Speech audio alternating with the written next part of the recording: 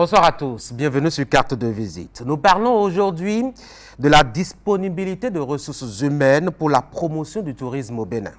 Les structures s'en plaignent, notamment les collectivités locales ou les organisations investies dans le secteur. La question qui se pose est d'évidence. Comment construit-on sans une ressource humaine de qualité? Beaucoup d'écoles et d'universités travaillent aujourd'hui à proposer des profils nécessaires et intéressants pour le secteur. Mais les produits finis répondent-ils aux besoins sur le terrain? Quelles sont les difficultés de formation? Quelle est la marche? Depuis l'idée de faire du tourisme le deuxième pilier de l'économie nationale du Bénin, ce rêve est-il réaliste? Pour en parler, j'ai deux invités sur mon plateau. D'abord, Claude Balogou, membre du Conseil économique et social, acteur culturel, cinéaste, consultant, formateur. Monsieur Claude Balogou, je suis fatigué de tout citer. Bienvenue sur mon plateau. Merci, cher ami, et merci à la télévision, Canal 3, et surtout aux autorités de la télévision qui ont cru devoir investir énormément pour nous donner un si joli plateau. Vous ne croyez pas si bien dire. En tout cas, merci de venir chez nous. En face de vous, comme je le disais, Dr Marc Souno, enseignant à l'université d'Abomey-Calavi. Vous enseignez le tourisme, l'hôtellerie, etc. Bonjour, bienvenue. Bonjour, chers journalistes. Bonjour, doyen Claude Balogou. Bonjour, cher ami. Bonjour, chères téléspectatrices et chers téléspectateurs. Merci de nous avoir invités. Merci aussi à vous d'être venus nous voir pour discuter justement du tourisme et des profils des personnes qu'on forme pour verser sur le marché de l'emploi. Je l'ai noté dans mon introduction, les structures s'en plaignent, notamment au niveau des mairies. Les responsables là-bas, les autorités communales disent « Nous n'avons pas qui utiliser, nous qui disposons justement de ces réalités-là dont on pouvait profiter pour rehausser un peu notre économie. » Comment se fait-il qu'on se plaît autant pour une idée qui est à peine née, Claude Balogou, l'idée de faire du tourisme le deuxième pilier de l'économie, ça ne date pas de très longtemps. Et on se plaint déjà, pourquoi? Non, on se plaint tout simplement parce que le problème du personnel dans les collectivités locales est un problème général. Dans toutes les mairies, on a toujours un problème de personnel. Ce n'est pas forcément lié au tourisme. La spécificité du tourisme. Donc, d'ailleurs, si on voit dans l'organigramme des mairies, nous avons toujours une personne qui est nommée, qui s'occupe de la culture et du tourisme. Quand il n'est pas spécialiste peut-être de l'environnement. Généralement, c'est un journaliste. Absolument. Ou c'est généralement un géographe et autres qu'on nomme à ces postes, et qui ne connaissent pas vraiment la chose. En réalité, c'est le maire Charles Toko, lorsqu'il était maire, qui avait compris un peu la chose. Et d'autres mairies ont compris aussi, ont suivi le pas. Quand il était maire, il a très vite organisé un séminaire dans sa mairie qui a permis d'identifier tout ce qui est bien culturellement, enfin bien patrimoniaux, bien touristique, à mettre en valeur sur son territoire. J'ai été invité à ce séminaire, on a fait ce séminaire. Et après, à la suite de ce séminaire, il a commencé à orienter des gens vers des actions touristiquement rentables. Et je pense que toutes les mairies doivent faire ça. On a pu avoir l'impact là, cette façon je pense que la preuve en est qu'ils ont relancé le musée plein air de Parakou. Ils ont relancé que Bio avait géré, Rufiko Marcel avait géré, qui avait quand même bénéficié d'un budget, un petit budget de 3 millions par an, mais ils étaient dans la dynamique de négocier des partenaires pour accompagner. Donc les mairies doivent faire un travail d'abord à leur niveau. Mais pour en revenir à la thématique d'aujourd'hui, c'est vrai que la promotion du tourisme, faire du tourisme le deuxième pilier de l'économie nationale à part l'agriculture, vient véritablement du gouvernement actuel, enfin, du régime actuel, qui depuis bientôt 7 ans a commencé à faire un grand travail. Et lorsqu'on se rend compte que les travaux se font, pour la mise en valeur des espaces, pour la mise en valeur des lieux, pour d'abord l'identification et la promotion de ces lieux-là. L'engagement du chef de l'État à dire je fais du vaudou un bien vendable, tout ça là rentre dans une synergie générale et ça a permis de constater que nous avons des besoins en formation. Parce que lorsque le besoin ne se fait pas sentir, je ne crois pas que les écoles privées... Oui, justement, on a eu l'impression que bon, les écoles ont été prises de court par l'idée, l'émission de cette idée-là. Du coup, on met du temps à nous proposer des gens de bons profils qui répondent justement aux besoins, docteur Son. Merci, cher journaliste. Je crois que les écoles n'ont pas été surprises. C'est toute une question d'organisation. La question des ressources humaines qualifiées tient compte d'un certain nombre de choses. En réalité, on ne crée pas une offre de formation en l'air. Cela étant, il faut d'abord identifier le besoin. Donc, avant la mise en place d'une offre de formation, puisque c'est de ça qu'il s'agit, il faut d'abord faire ce que nous appelons l'étude de marché pour voir avec les acteurs quels sont leurs besoins réels. Et c'est cette activité qui conduit donc à la mise en place, bien sûr, en synergie avec les acteurs qui emploient dans ces différents secteurs. Je reconnais que de par le passé, il y a quelques années, 15-10 ans en arrière, les offres de formation n'étaient pas forcément calquées sur la demande. Mais aujourd'hui, je crois que ça a été fait. Beaucoup d'offres de formation où il y a des anciennes offres qui s'adaptent aujourd'hui aux besoins du marché. Ils ont compris qu'il faut aller vers les acteurs pour demander leurs besoins, les profils dont ils ont besoin. Pour qu'en réalité... Ça a été fait au niveau de l'université avant de créer les offres de formation. Ou bien, bon, parce qu'on est peut-être professeur titulaire, on s'est imaginé qu'on peut créer une formation. Merci. Je crois que je ne parle pas au nom de toute l'université, je parle au nom de la Haute École d'Hôtellerie et de Tourisme de l'Université d'Abomey-Calavi, qui forme dans le secteur du tourisme, de l'hôtellerie-restauration. Je crois que ce travail a été fait en 2014. Ce travail a été fait avec l'accompagnement, bien sûr, des Belges, avec la coopération ARES. C'est le moment pour nous de dire merci au passage au recteur Brice Saint-Saint qui nous a confié cette lourde responsabilité. Et justement, quand on parle de formation, Claude Balogun, vous l'avez remarqué, il l'a d'ailleurs noté, on est toujours inspiré par ce que les autres nous proposent, ou parfois même pour définir justement le profil ou le contenu de nos formations, il faut forcément qu'on nous accompagne. Ils ont eu droit à la coopération belge. Dieu seul sait si ça n'a pas eu d'interférence entre ce qu'eux, ils veulent faire comme formation et les exigences du partenaire disponible. Non, non, je pense que la science est universelle. Le tourisme, c'est en réalité, je ne vais pas définir, mais c'est en réalité quitter sa maison, aller dans une autre contrée, ça peut être hors de son pays ou de sa ville, même dans la même ville, et aller passer au moins une nuitée sans travail.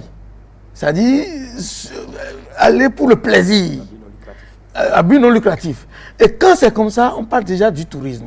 Et lorsque vous voyez que quelqu'un doit quitter chez lui pour aller quelque part, pour le plaisir, c'est qu'il a besoin d'abord de se déplacer. Donc il faut former des gens dans le secteur du transport. Comment accueillir ce touriste? Comment le conduire? Il faut les former. On arrive dans un hôtel. Il faut être bien accueilli par l'hôtelier. Il faut bien dormir. Il faut bien manger. Il faut surtout communiquer. Tout ça là sont des maillons sur lesquels on a besoin de personnel pour travailler. Mais les formations n'étaient pas taillées forcément à 100% sur ces catégories-là. Et dans tous les pays du monde, c'est les mêmes besoins. Donc si la coopération belge... Moi je me dis, même si c'est les mêmes besoins, peut-être le touriste qui se déplace a besoin d'être accueilli. Oui. Le mode opératoire pour accueillir à Mulefond n'est pas le même qu'en milieu à Isa ou qu'en milieu, etc. Comment est-ce qu'on fait cette adaptation indépendamment de l'appui belge ou de la coopération française, de tout ce que vous savez, qui propose justement des formations universelles? Donc c'est pour ça que dans les curricula de formation, nous avons des sociologues aussi qui interviennent pour former les apprenants. Nous avons des aspects de stage où les enfants ou les apprenants vont en stage dans les milieux. Ce n'est pas de la même manière qu'on accueille à Natitengu dans la communauté Batombu par exemple, qu'on va accueillir dans la communauté Yoruba de Ketu, ou Khola de Chola. Donc, des stages leur permettent d'aller toucher du doigt la réalité sociologique et culturelle de chaque région. Donc, je pense que la carte est universelle. Vous devez accueillir de cette façon, vous devez mettre la personne à l'aise, vous devez savoir parler, vous devez savoir prendre le téléphone. Mais de la même manière, l'adaptation locale se fait à travers les stages et autres. Là. Docteur Souno, est-ce que vous sentez que les apprenants qui viennent vers vous sont vraiment intéressés par la chose ou c'est parce qu'en vue, on voit que ça fait quand même des ouvertures professionnelles et de disponibilité de travail? Parce que de plus en plus, sinon, majoritairement, ceux qui vont vers ces genres de secteurs, c'est ceux qui veulent se former en hôtellerie. Et la plupart du temps, justement, les filières qui ont beaucoup plus de monde, c'est l'hôtellerie. Merci. Je crois que vous n'avez pas tort. Mais je reprécise tout à l'heure ce que j'ai dit à travers l'accompagnement de ARES, qui est une coopération belge. Ils ne nous ont pas imposé l'offre de formation. Ils nous ont accompagnés. L'accompagnement commence par l'étude de marché. Donc, ils nous ont permis à faire l'étude de marché, on a recensé les besoins et puis après, on a fait plusieurs ateliers de formation avec les acteurs, ceux qui emploient ou ceux qui sont chargés d'employer ces étudiants en fin de formation. Donc, ce n'est pas de l'importation, non. On fait quelque chose qui est propre à nous. Maintenant, pour revenir à votre question, comme je le disais au départ, c'est le tourisme grand T, comme je le dis, qui inclut l'hôtellerie-restauration, c'est une activité c'est un secteur, du moins, qui est laissé pour compte depuis des années. Un terrain qui est resté inoccupé parce qu'on pense que être aux soins, ce n'est que l'activité des femmes. Servir, préparer, ce n'est que l'activité des femmes. Et donc, quand un enfant se lève et dit à ses parents, je veux faire de l'hôtellerie, je veux faire le tourisme, les parents disent généralement, est-ce qu'on a besoin de faire une formation pour faire le tourisme? Pour apporter de l'eau à boire, par exemple, à quelqu'un. Voilà. Alors que tout ça, ça s'apprend, c'est de l'art. Marcher, c'est de l'art, ça s'apprend. Prendre la parole, c'est de l'art, ça s'apprend. On ne prend pas la parole n'importe comment lorsque vous êtes dans le domaine du tourisme. Et je parie que ça doit être la même chose pour autres formations également. Tout s'apprend. Et donc, il y a quelques années, les parents étaient sceptiques à envoyer leurs enfants pour aller faire une formation. Déjà, plus qu'ils aient supérieurs en hôtellerie. En hôtellerie ou en tourisme. On dit tourisme, c'est le voyage, non, on n'a pas besoin de faire une formation pour ça. Alors qu'on a besoin de guides accompagnateurs, ce que nous n'avons pas aujourd'hui formés à un niveau donné. Nous n'avons pas encore ça aujourd'hui. C'est vrai, on a des guides qui sont très bien sur site, des guides locaux, ce que nous appelons en général des guides locaux, qui sont très bien. C'est d'ailleurs le moment de leur dire merci, parce que c'est eux qui nous accompagnent, ce sont nos partenaires, pour encadrer ceux qui ils se sont formés sur le tas, non? Bien sûr. Oui. Et ils reçoivent des formations périodiques. Ah d'accord, de recyclage. Qui vient du ministère du tutelle. Voilà. Donc voilà, comme je le disais, c'est un terrain qui a commencé par prendre de l'ampleur depuis l'avènement du gouvernement du président Patrice Talon, qui a voulu donner un sens très fort au tourisme, qui pense qu'on peut investir peu dans le tourisme et rentabiliser beaucoup plus. C'est là les parents ont compris. Et en amont, les écoles, comme je le disais, notre école, nous avons fait des sensibilisations. Dans les écoles, on passait, je vous signale au passage qu'on avait commencé avec 8 étudiants en 2014. Aujourd'hui, on a dépassé l'effectif de 200 annuellement. annuellement. Donc ça a pris vraiment d'ampleur et les parents ont compris. Et la demande est là. Il suffit que vous soyez bon, bien formé et vous allez vous en sortir. Oui, ma question est restée. Hein? Quand ils viennent chez vous, c'est forcément pour hôtellerie, c'est forcément pour restauration. Non, la plupart du temps, c'est les filières qui ont de gros effectifs. Oui, hôtellerie, restauration, c'est normal que cette filière ou bien cette option ait le gros effectif. Pourquoi? Parce que dans l'hôtel-restauration, c'est le secteur qui emploie, c'est le sous-secteur du tourisme qui emploie le plus. Lorsque vous prenez un hôtel, il y a plusieurs postes de responsabilité. Quand je prends le département de l'hébergement, vous voyez, réception, service d'héritage, ce n'est pas une personne. Vous comprenez? Mais lorsque je prends le tourisme, petit T, comme je le dis, si je me concentre sur le guide chargé du tourisme, le forfaitiste, le billettiste, quelqu'un qui est employé dans une agence de voyage, vous voyez, l'effectif est limité. Donc, il est tout à fait normal que nous suivons ça aussi. Puisque la demande, il faut voir la demande lorsqu'elle est forte pour produire la ressource humaine qualité en conséquence. Voilà. Non, je pense qu'il a raison, c'est un spécialiste qui connaît bien son domaine et il a développé ce qu'il fallait développer, ce qui est nécessaire, puisqu'on parle des mairies de plus en plus dans notre débat. Ce qui est nécessaire pour les mairies, c'est de créer l'offre touristique. Comment ça se fait? C'est-à-dire le circuit. Le circuit. Il faut mais ce sont des hommes politiques qui ont été au contact de suffrage, qui ont sollicité des voix, ces hommes politiques ont besoin à l'école de la conception de... Non, ces hommes politiques ont besoin véritablement de mobiliser des ressources pour développer la localité. Ça s'impose. Ça s'impose à eux de créer des circuits. Par exemple, j'ai fait mon dernier master sur la commune de Tofo, où j'ai découvert que l'esclavage a beaucoup d'empreintes dans cette localité. Absolument. Et qu'il est important qu'il faille que la mairie, qui exploite actuellement quelques informations que j'ai pu glaner, que la mairie crée plusieurs circuits touristiques.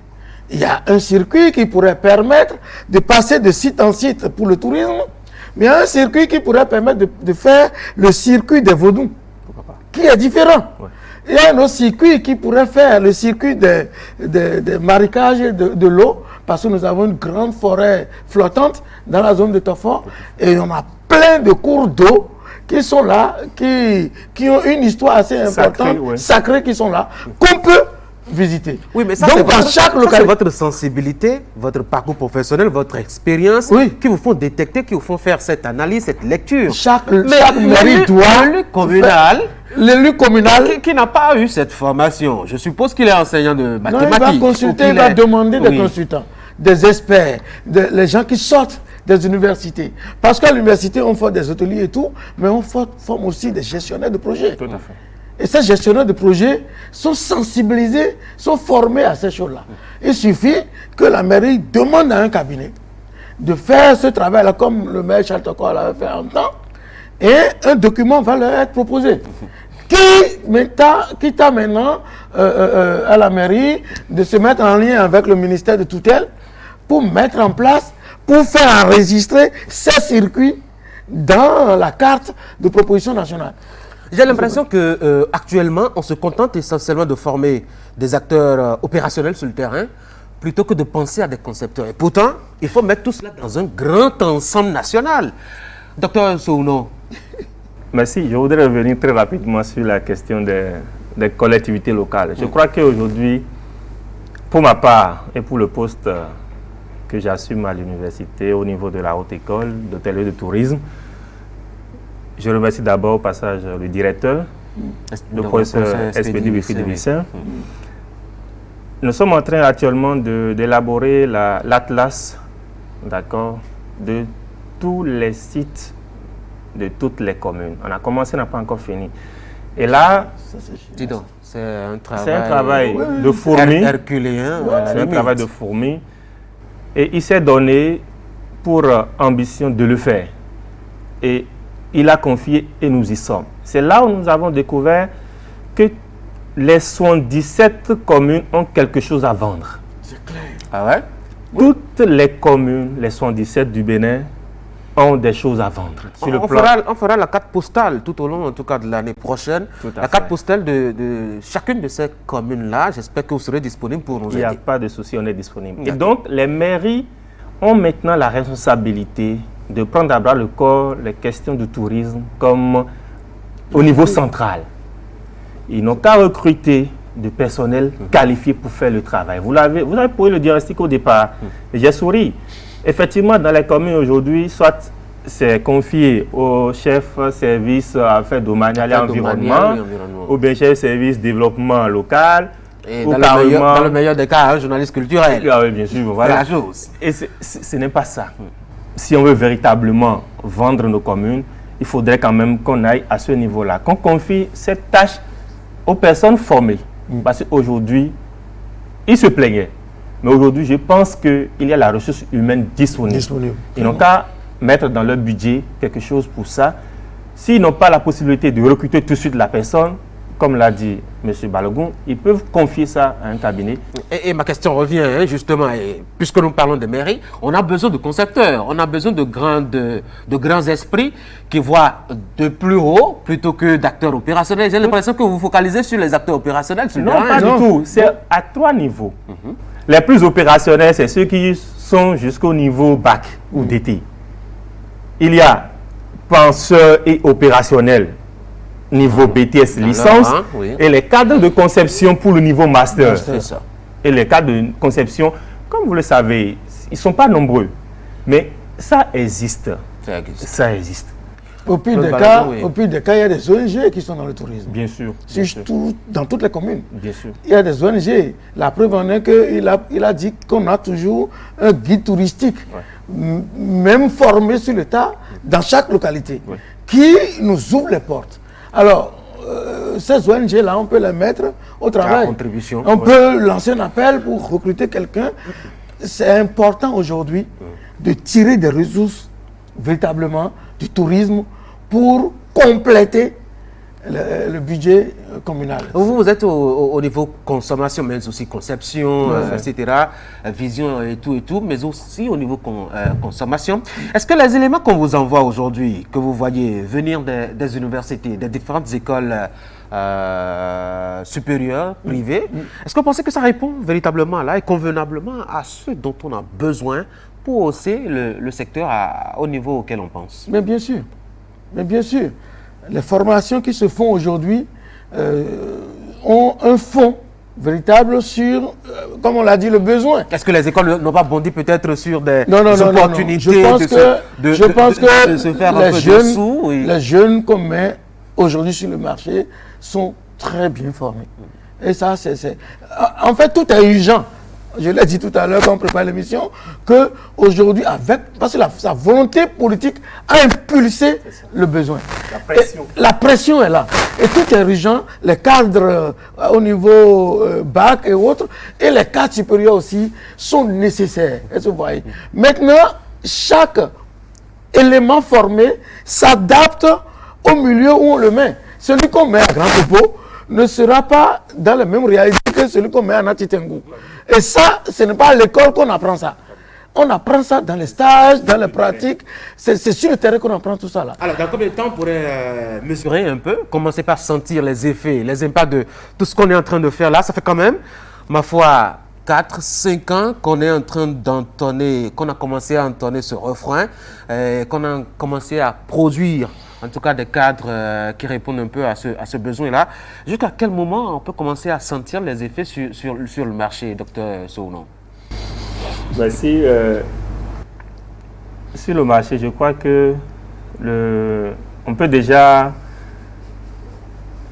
remarquer qu'il y a changement sur le terrain. Comment?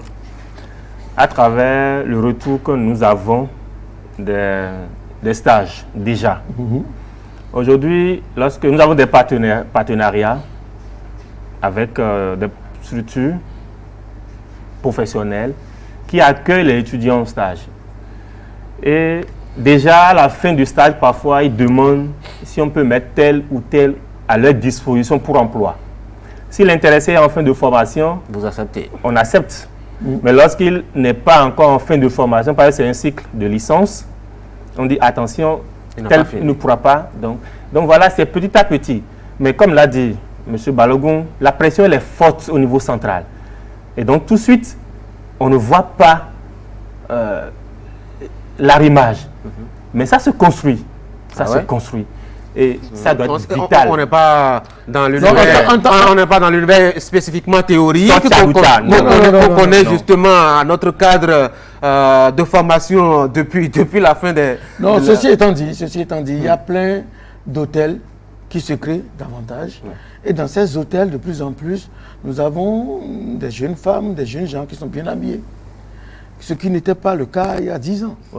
Qui accueillent mieux, qui font les chambres mieux et qui orientent mieux. C'est déjà ça le constat empirique qu'on peut faire par rapport aux résultats qu'on est en train d'obtenir. Et nous savons qu'avec la pression nationale, on aura beaucoup d'autres types d'hôtels d'un standing plus élevé qui vont naître. Et pour cela, c'est clair que nous sommes obligés de nous adapter. Sinon, on va être au Bénin, on va être envahi par des gens d'autres pays qui viendront occuper un certain nombre de postes pour lesquels nos enfants doivent pouvoir. Donc, nous sommes obligés de suivre le rythme et de suivre le pas. Alors, j'ai encore 5 minutes, me souffle le temps. J'ai bien envie qu'on aborde deux questions fondamentalement. J'ai commencé à parler de théorie qu'on enseigne notamment à l'école. Sont-ils vraiment adaptés aux réalités auxquelles on s'attend? Monsieur Sono, est-ce que vos enseignements là-bas, ce n'est pas plus dans les livres que sous la main? Pas du tout. Pas du tout, cher journaliste. Je crois qu'un travail très bien se fait au niveau de l'UAC en ce qui concerne la Haute École d'Hôtellerie et de Tourisme. Nous avons les unités. Nous avons les unités. Le service commercial à la fin. Nous avons les unités d'application. Ce n'est pas de l'utopie, ce n'est pas une invention pour vous déplacer pour venir voir. Nous avons un restaurant d'application. Nous avons une cuisine d'application. Quelle est la marge accordée justement aux réalités qui sont propres à nos localités, à nos communes, surtout quand vous évoquez par exemple la restauration? Est-ce qu'on n'apprend pas plus à concevoir les fours, les petits fours, plutôt que... Ah non, ça c'est différent, c'est parce que c'est ça que je vous dis, il faut vous déplacer pour venir voir. Aujourd'hui, nous ne faisons plus de pause café forcément à l'européenne, non. Carrément. Non. On a innové, les petits beignets, surtout nos valets traditionnels, nos mets locaux en voie de disparition. Je vous souffre par ça que depuis 2017, ce n'est que sur ça que les étudiants soutiennent. Essentiellement. Ceux qui font la restauration. Vous allez me donner un rendez-vous, je viendrai déguster, même si je ne veux pas de membre du jury. Les mets locaux, déguster au moins. Les mets locaux en voie de disparition. Il faut qu'on ressorte nos valeurs. On ne va pas être chez nous et consommer encore étranger. Claude Balogun, sur la question. Je n'ai pas fini. Sur la question. Je parlais des unités d'application. Nous avons une agence d'application de tourisme également. Et là, nous avons des étudiants finissants qui sont sous la coupe, bien sûr, de responsables pour élaborer des circuits. Au lieu de vous venir à l'université, les nouveaux bacheliers se perdent parfois. Déjà à l'université, il y a 3 circuits qui est déjà identifié, connu. Et les étudiants, ils payent, c'est ça? Pour que vous les orientez? Non, ça fait partie de la pratique pour nous. Ok, d'accord. Pour les orienter. Il y a un circuit pour les bâtiments administratifs, par exemple, pour connaître. Il y a un circuit sur le jardin botanique, qui est un site touristique à part. Il y a un circuit sur comment appelle-t-on, les lieux de restauration sur le campus. Parce que quand vous venez au cours, il faut connaître là où vous faites le cours. Et ensuite, là, vous devez vous restaurer. Pour venir au cours. Alors, le campus devient votre site à ciel ouvert par champ d'application et de pratique. Oui, Claude Balogun, non, sur la même question. Sur la question, nous devons savoir que à côté de nous, il y a toujours quelque chose à découvrir. Quel que soit là où nous nous trouvons. Les maires, les élus locaux doivent savoir ça. C'est parce que eux, ils sont à côté de la même forêt sacrée. Ils passent toujours à côté de la forêt sacrée. Les grands-parents disent, on ne rentre pas. La femme en période impure n'y entre pas. Et ça ne leur dit plus rien. Ils ne se demandent jamais pourquoi. Et avec l'arrivée des religions révélées, il y a un certain nombre de résistances qui se sont accentuées. Que cette forêt ne lui dit plus rien. Mais par contre, si l'histoire de cette forêt est relatée, racontée, documentée, et une promotion se fait autour de cette forêt, vous allez voir que quelqu'un va quitter les États-Unis et voudra bien venir visiter cette forêt-là pour se ressourcer. Ça me rappelle les lacs, les lagunes, c'est comme ça dans toutes les communautés. Je voudrais dire simplement aux Béninois que nous avons beaucoup de choses à découvrir. Nous sommes chez nous, mais nous ne connaissons pas chez nous. L'Étoile Rouge est un site à redécouvrir. Il faut y aller à pied. Il faut peut-être monter pour voir qu'est-ce que quelle est la sensation d'être dans les 5 branches de l'étoile. Il faut aller sur le site de Gounoudoudji, comment ça s'appelle, les trous des hommes à cœur, pour découvrir l'ingéniosité de ces hommes de l'époque qui ont pu creuser ce circuit-là. Il faut aller, par exemple, à Daré, pour voir le royaume. Il faut aller vers le nord. Une très bonne vision. Oui. Malheureusement pour toi, je suis documentariste et je peux parcourir tout le Bénin. Il faut découvrir le Bénin de part en part. Quel plaisir que de gravir les montées au niveau de Kota, arriver au niveau là où il y a de l'eau et prendre du bain frais, par exemple. Tranquillement. Et là, c'est la dernière question, le piscine naturelle. Et le dernier axe de nos discussions, c'est qu'il faut quand même arrimer cela aussi à la volonté d'orienter les jeunes de plus en plus vers l'entrepreneuriat. Est-ce que c'est possible véritablement d'aller peut-être à votre école, d'obtenir un diplôme, de finir sa formation et de ne pas aller déposer son dossier, chez un promoteur d'hôtel ou chez peut-être pourquoi pas la vendeuse de beignets à côté. On peut déposer son dossier aussi. Bien sûr. On peut entreprendre. Toutes les formations depuis bientôt 15 ans orientent vers l'entrepreneuriat. Ça, c'est général. Maintenant, d'une manière spécifique, je peux décider de créer mon circuit touristique. Ah oui? Oui, et je propose la carte touristique. Et c'est ce qu'on appelle la médiation. La médiation culturelle et la médiation touristique. C'est-à-dire, le médiateur trouve le public, les touristes, et les amène vers ce qui les intéresse. Si je dis par exemple que je quitte Cotonou pour aller vers Grand Popo, mais avant je m'arrête à Pao.